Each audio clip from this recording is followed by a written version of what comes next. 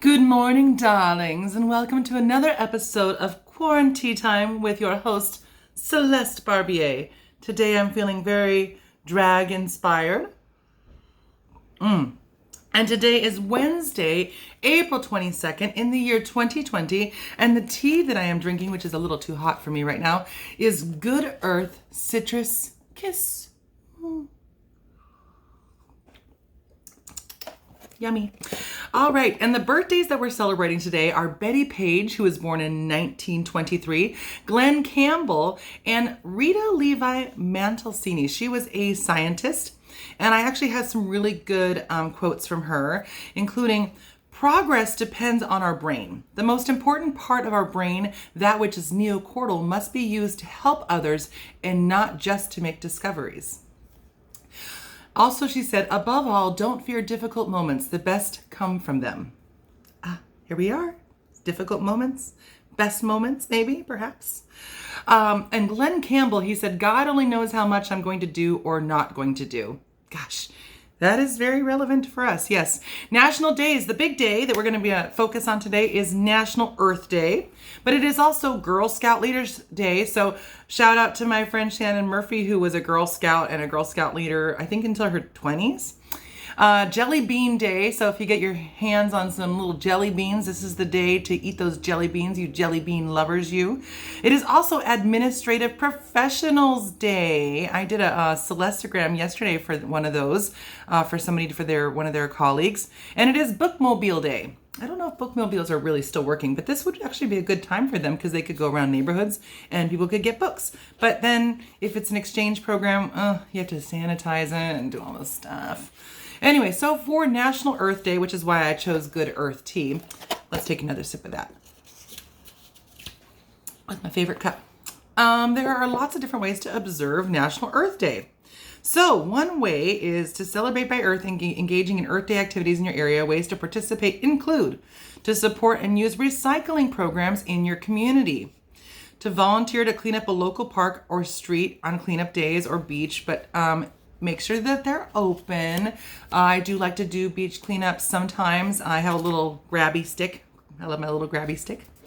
Support and frequent green businesses. You can do this during this lockdown. There are plenty of green businesses that are still promoting the use of their products. So if you can find local green businesses, I know we have a couple different businesses around here that I think we have a place called the Refillery, and they try to make it so that you refill your soaps and your basic staple needs. So that's a good one. We also have the Plot, which is a zero waste restaurant. So that would be a good way for Oceansiders to order from the Plot or the Refillery. Use reusable products versus disposable products. Repurpose items that have outworn their use. You could take old clothes and whatnot and make masks out of those. That would work. Shop secondhand and thrift stores. No shopping. Those are all closed right now. But when you get back to the regular life, you can go to do some secondhand shopping. A lot of people love doing that. Use energy efficient appliances or line dry your clothes. I line dry all my dresses because I don't want to put them in the dryer. Walk or ride or bike to work if possible, or just stay at home. Ooh, what a novel idea. Just stay at home for work. Okay. If you can. And then, take those accessible ways. Carpool or make one trip instead of multiple trips for shopping. Encourage your favorite products to reduce the packaging. And the ultimate test of man's conscience may be his willingness to sacrifice something. That sometimes proves difficult for some of us, doesn't it? Today, for the future generations whose words of thanks will not be heard. That was by Gaylord Nelson. He's the founder of Earth Day. Okay, so here's a little bit of history about Earth Day. In 1969, the concept of Earth Day was established at UNESCO conference in San Francisco. On March 21st in 1970, a sanctioned proclamation was signed by Secretary General Hugh Thant at the United Nations. A month later, on April 22nd, today, 1970, U.S. Senator Gaylord Nelson founded Earth Day.